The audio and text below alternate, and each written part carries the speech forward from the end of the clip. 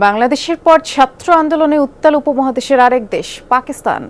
সরকার বিরোধী বিক্ষোভে ফুঁসছে ইসলামাবাদ, লাহোর, বালুচিস্তান সহ বেশ কয়েকটি প্রদেশ। সরকারের পদত্যাগ এবং সাবেক প্রধানমন্ত্রী ইমরান খানের মুক্তির দাবিতে এক সপ্তাহ ধরেই আন্দোলন চলছে। দেশটির গণমাধ্যমগুলো বলছে, বাংলাদেশের সাম্প্রতিক আন্দোলনে প্রভাবিত শিক্ষার্থীরা।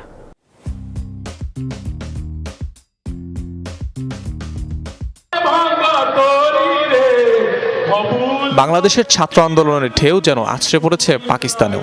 সরকার পতনের দাবিতে উত্তাল উপমহাদেশের দেশটি। সেই সাথে সাবেক প্রধানমন্ত্রী ইমরান খানের মুক্তির দাবিও জানাচ্ছেন শিক্ষার্থীরা। তবে কি বাংলাদেশের মতো একই পথে হাঁটছে পাকিস্তান?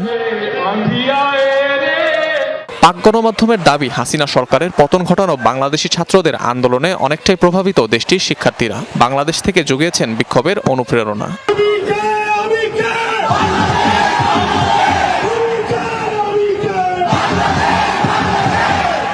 বাংলাদেশি ছাত্র আন্দোলনের ছাপ অনেকটাই স্পষ্ট পাক রাজপথে। নানা ধরনের বাংলা স্লোগানে মুখরিত হচ্ছে দেশটির রাজপথ। শুধু তাই নয়, রাস্তায় রাস্তায় বিক্রি হচ্ছে লাল সবুজের পতাকা। পাকিস্তানি পতাকার পাশাপাশি যা হাতে নিয়ে মিছিল করছে দেশটির ছাত্র জনতা। এদিকে আন্দোলনকারীদের ধর্ম নিয়ে প্রশ্ন তুলেছেন পাকিস্তানি সেনাপ্রধান জেনারেল আসিম মুনির। বলেন, আন্দোলনকারীরা মুসলিম নয়।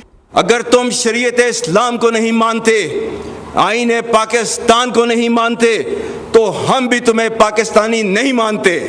গেল শুক্রবার দেশের সংবিধান পুনরুদ্ধার এবং ছাত্র সংঘগুলোকে উজ্জীবিত করতে আন্দোলনের ডাক দেয় পাকিস্তানের প্রধান বিরোধী দল পিটিআইয়ের ছাত্র শাখা আইএসএফ। 30 আগস্টের মধ্যে ইমরান খানকে মুক্তির আলটিমেটামও দেয় পাকিস্তানের স্টুডেন্ট ফেডারেশন। অনিক রহমান, যমুনা নিউজ।